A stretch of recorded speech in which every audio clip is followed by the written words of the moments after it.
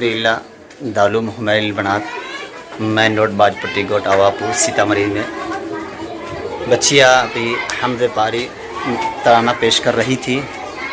बच्चियाँ दारुल इक़ामा में 100 से ज़ायद बच्चियाँ रहती हैं और इब्तदा से दौर हदीस शरीफ तक की तालीम अल्हम्दुलिल्लाह हो रही है। इस साल 6 बच्ची यहाँ से फजीलत हासिल करेगी और अभी बच्चियाँ तकरीबन 100 से ज़ायद बच्चियाँ दारुल इक़ामा में हॉस्टल में रहती हैं। ये बच्चियाँ नीचे वाली मंजिल में रहती है और उसी में क़याम भी करती है और उसी में उनका दरसगाह भी लगता है।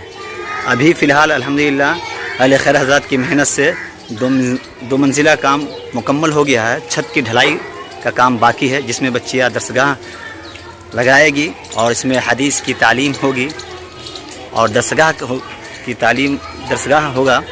इसलिए आप हज़रात से गुजारिश है कि इस दरसगाह की तामीर में भरपूर अपने तरफ से और अपने मरहुमीन की तरफ से सीमेंट, छड़, गिट्टी, बालू वगैरह से ताउन फरमाएँ। अल्लाह आपको जज़ाए खैर अता फ़रमाएँगे।